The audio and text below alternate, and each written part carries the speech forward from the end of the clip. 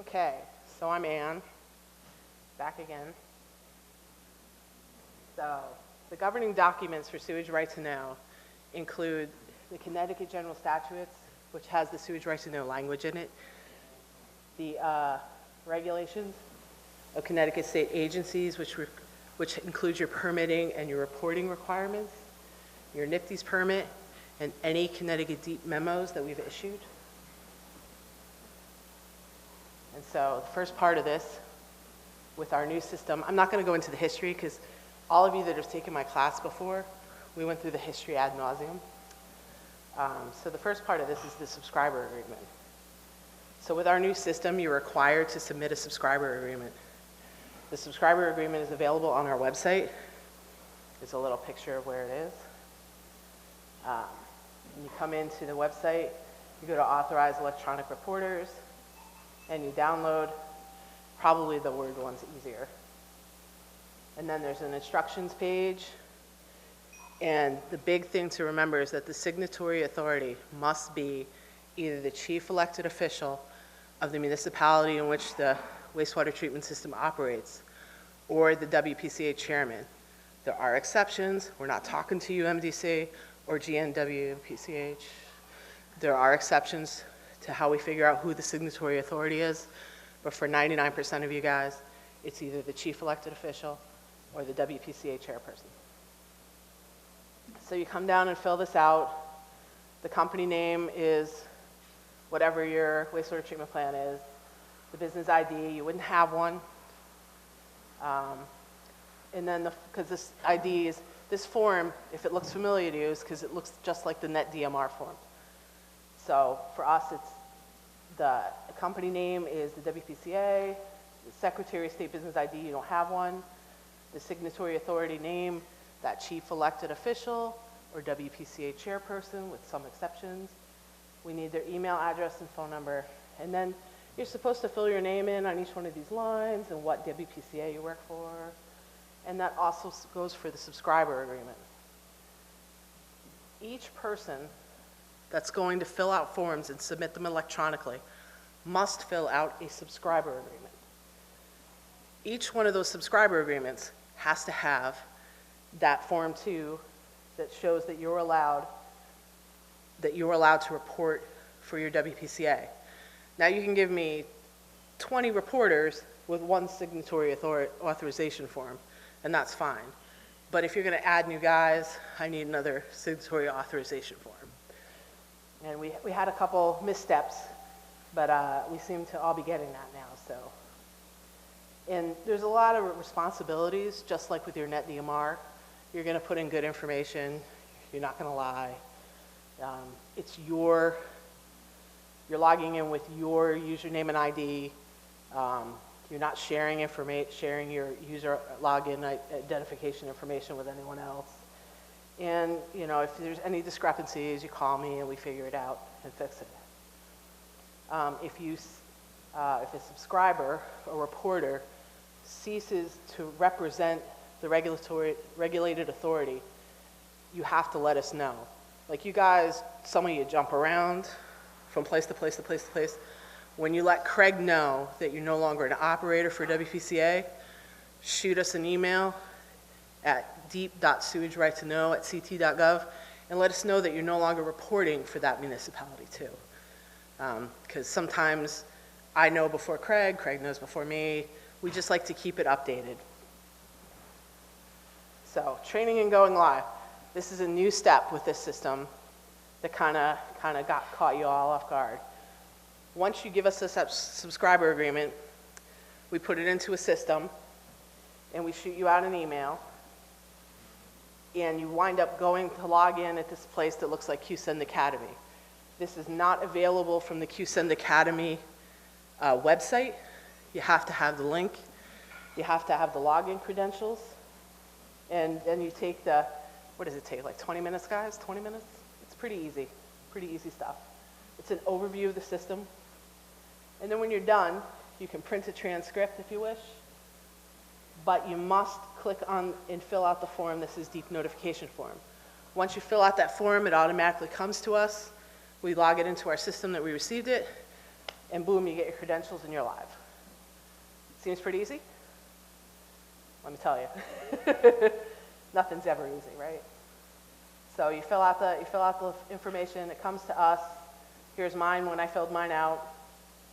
And then the one thing I have, if you're a contract operator, could you please put the town that you work for after your contract operator, like Veolia, comma, the town name, Ridgefield? Because then otherwise I have to search and figure out what town you work for. I'm trying to go fast, so. Because now we're going to go live. Hopefully. Fingers crossed. Come on. All right. Sorry about that, guys. It's always one of my fears of trying to do things live on the internet.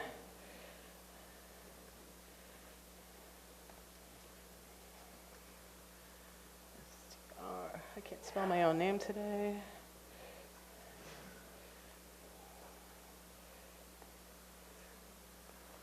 So my test account is set up to look like what your account would look like. And you can see that I'm reaching for the mouse and the keyboard with my numbers on it. Of course not. Did I spell it wrong? I did. Oh, I hit the cap key. Jeez. Small keyboards, my friends, small keyboards. The outtakes will be even better. So my favorite ice cream is Coffee Fudge Ripple from Stewart's. If anybody's ever been up in New England and has gone to a Stewart's, I prefer Stewart's. Has anyone ever gone to Ben & Jerry's? Any Ben & Jerry fans out there? Wow. Nobody likes Ben & Jerry's ice cream?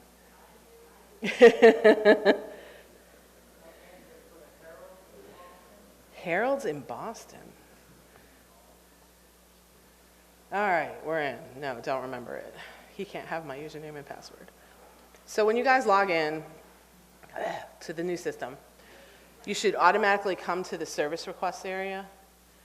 And thank you, Bridgeport, and all you guys for having CSOs, so I have something to show on my screen. So these, if you belong to the group or this town, you would see all these on your screen. I belong to these groups, so I can see these reports. If you don't see them there, the other place to go is open and in progress, and they should show up there. We don't really use escalating soon, and closed is where all your closed reports will be. And that'll become important later on, and we don't use the on hold. So we're going to add a new report, and there's a lot of request types. There's bypass SSO reports. You guys all know what those are for. Construction, maintenance, or emergency repairs. So if you guys are doing Clean Water Fund construction, you have to do a little O&M and you want us to know, or if you have an emergency repair that you just don't have time to wait for, you can use this report. It's a one-pager. CSO reports, only certain municipalities have the ability to use this particular section. Norwalk, Waterbury, and then our Greater New Haven, Norwich, MDC, and Bridgeport. Effluent non-compliance reports. So anytime you have an effluent violation of two times that number or a monthly average that goes over, you should be using the effluent non-compliance reports. Ileana also likes if you use it for the nitrogen and phosphorus stuff. I have added those into the system so that you can use them. Loss of wastewater treatment equipment reports. Anytime you lose equipment at your wastewater treatment plant, you really should be using this report. It's not just, if it affects your permit or anything, it's really for all loss of wastewater treatment equipment reports. Not because you took it down for O&M, but because it broke. Monitoring equipment failure, same idea except for monitoring equipment. NIFTY's permitted bypass reports. If it's not in your permit that you can bypass secondary treatment, it's not for you. And we're not really using the storm event report yet. That's a future thing that Carlos is working on, and I think I'm still helping him with it based on his look. So we're going to go into the bypass reports because we can do everything that you can do in all these reports in this one report. When you come in, you'll notice if you're a special, when you got your login, if you're a special case, Mattabassett, MDC, Hightower, IBM, a lot of these little ones, Southbury Training, yeah, the Groton Naval Base does report, Wheeler's Farm. You would use one of these special reports. Otherwise, you would use the SSO 2-hour or the 5-day.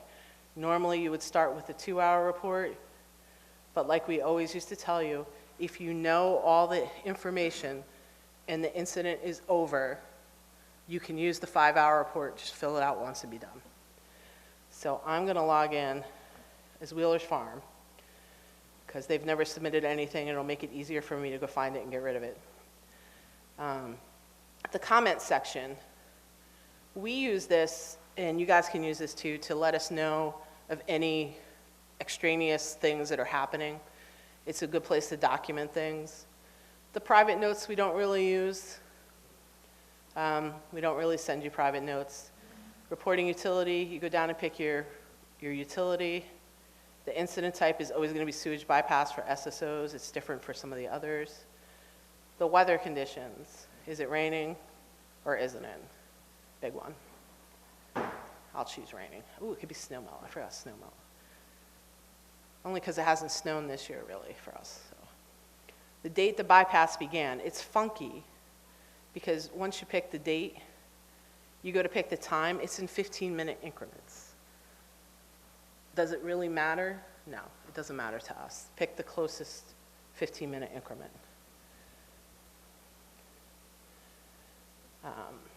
Location of bypass.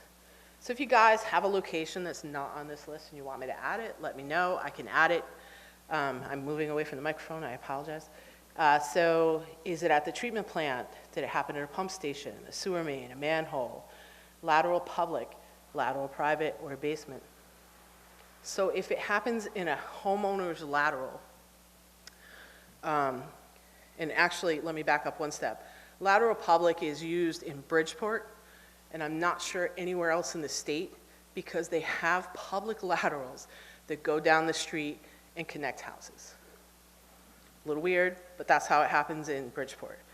Lateral private means it's a homeowner's lateral, and the only reason you would use the report is if the lateral or basement backup is caused by the sewer main. Remember that one? We've talked about that before.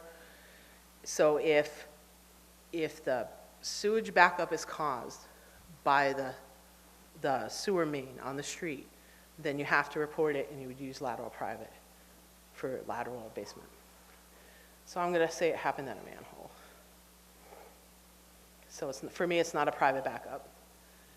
And I would go back if I used the lateral private and it turned out it wasn't caused by my sewer main, I'd go back and hit that no for sure to make sure that it didn't count against my number of backups for the year. So the type of bypass, was it disinfected, partially treated raw? Was it a construction bypass? Was it raw sewage? Was it a sludge spill? It's raw sewage. The cause of the bypass. Now these, I know we expand these once in a while too. Let me move up so we can actually see it.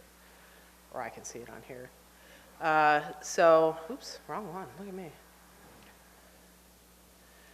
Was it electrical equipment failure, which is pretty common? Excessive flows, mechanical equipment failure, another common one, or a sewage line blockage of some sort. And we added rags this time around because I know that that's been a big one in the news. I should pick one though. And there's 1015. Whoosh. I'll choose a sewer line blockage. Okay. I'm nervous. cause of bypass, I mean, everybody wants their break, right? I mean, like, I don't want to be the person that keeps you from your break. So the cause of bypass, other explanations. So if you choose other for the cause of bypass, you would fill that out, otherwise we skip it. How was the incident discovered? It's usually either called in, probably by a homeowner, called in by somebody on the street, sometimes the police department calls you, sometimes you guys find it when you go out to pump stations, sometimes you find it walking around the plant.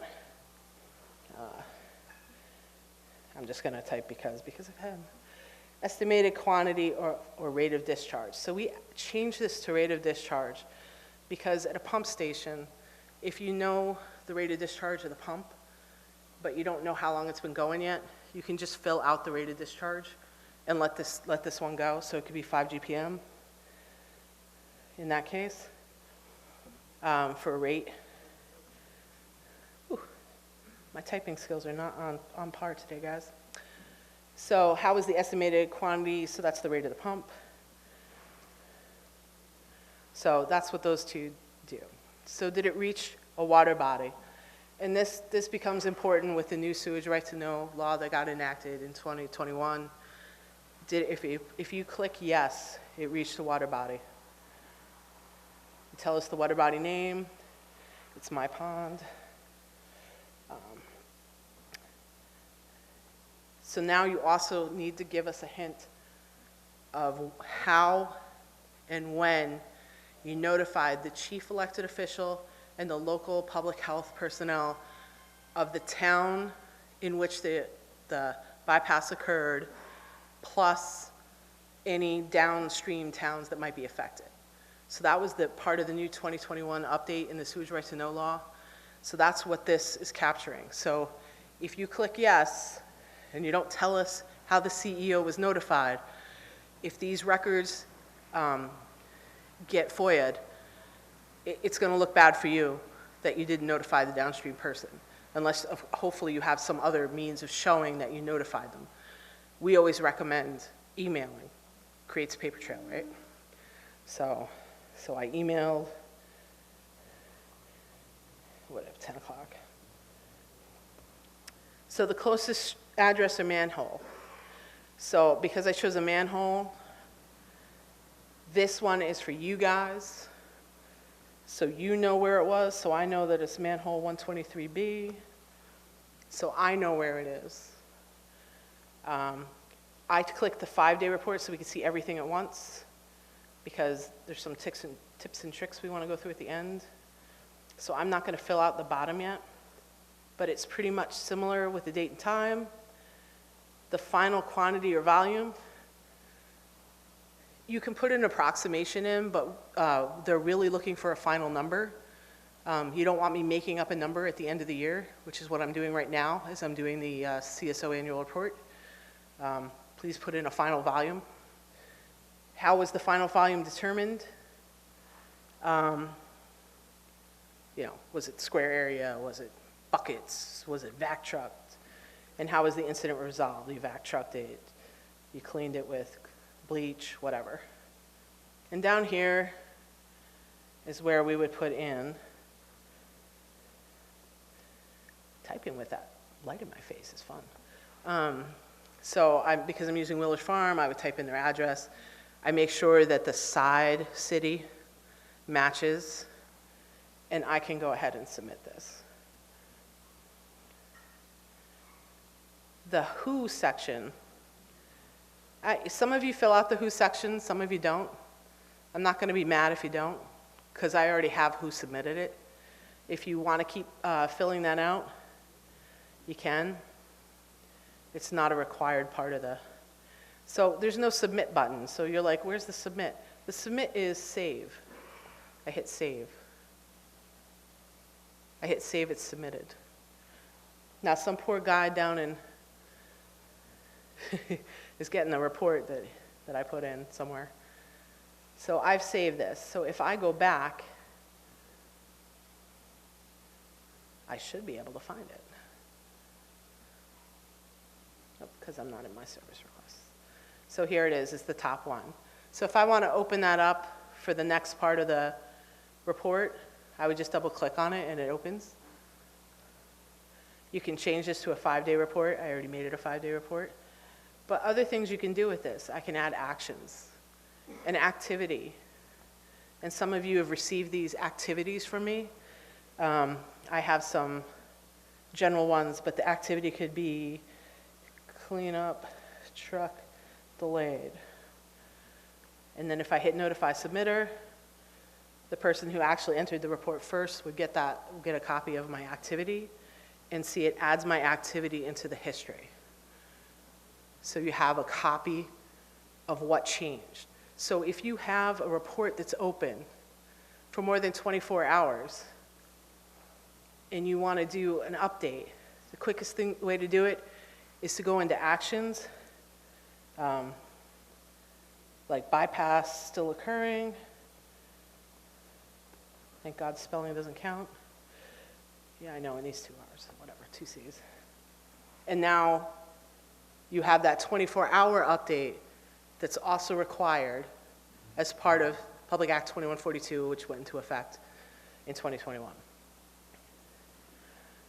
Some of the other things you can do on here, we use the reroute, and because we're not using the slides, Matt's free.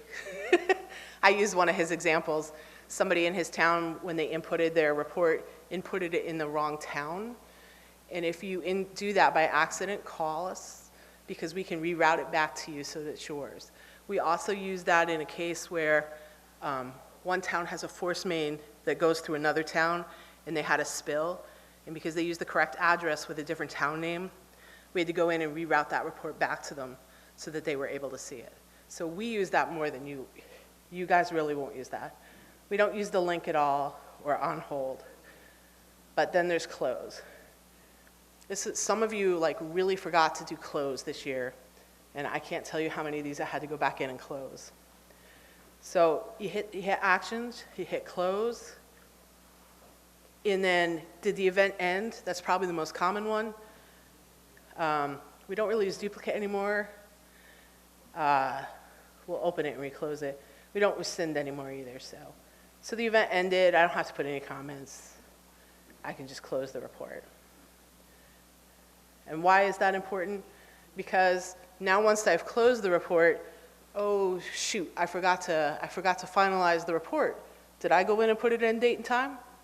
No. So that Ann up at DEP is going to send me a note that says that my report was closed incorrectly, so she's going to reopen it, or you guys can go in and reopen it on your own. And I'm going to correct the report. So you can reopen the request, see, and now it's in progress again. And I can go down.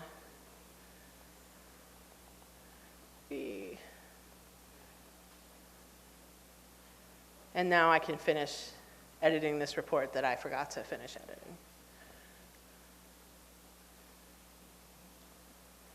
I don't know, 12 gallons. I'm just putting stuff in. It's a wild ass guess. And then once you do that, you would hit save again. Always hit save. Save is everything. Don't just hit back, hit save. If you don't hit save before you hit back, all the stuff you typed in is gone. So you hit save. And I can close it again. But this time I would choose reclose report corrected. Just so when people look at it and goes, why was it closed twice? They could just be like, oh. And so the other thing you can do with these reports at any point is you can print them. So now I'm going to print this as a PDF. So once I PDF this and save this to my desktop somewhere, I have a permanent copy of it. I can email that copy to whoever I need to email it to, the CEO and local health department. And, and if you see, it also gives you another chance to review it and make sure that everything matches correctly. So go back. So that's really how all the reports work. They all work similarly. Is there a specific report that people have problems with that they want to talk about, or anybody have any questions? And if not? You're doing a 5-day report. If you have, and I don't think I can quote the sewage right to know law, but I know that if the bypass occurs for longer than 24 hours, you're required to input an update. And that was one of the new pieces of the sewage right to know law that I know none of us are really fabulous about. And sometimes I'll have called people and been like, hey, is this still going on? So, yes, even before the 5-day. Yep, it's ridiculous, but yes, yep. I mean, it's ridiculous to us because it's a time crunch for you guys, but it makes sense for enviros and the public to know that it's still ongoing and not just waiting for a 5-day report. And I saw you.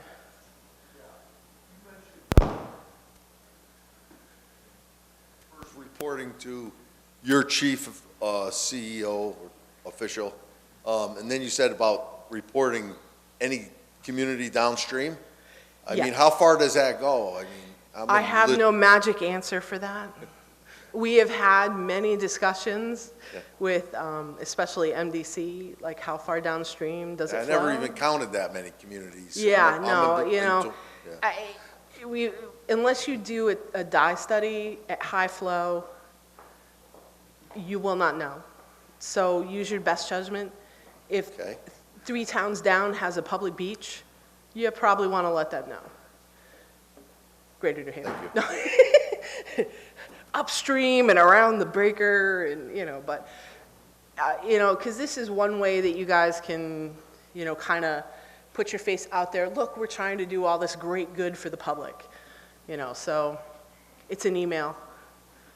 Set up an email ahead of time and just plop the PDF in and let it go.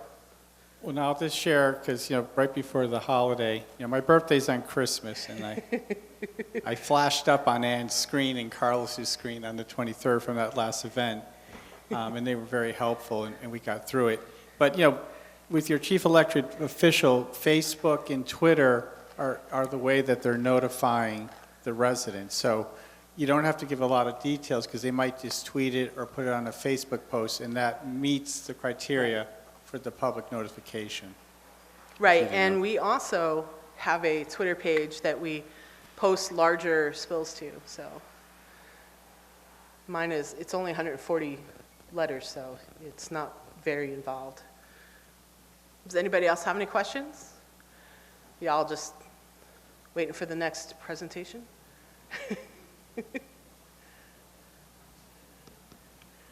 I'm not even going to try and show the Twitter page. We also have a public web map that's off our main page. I think at this point, we're going to go to a break. Thank you, Anne. This was super informative. And we'll just leave it on the screen.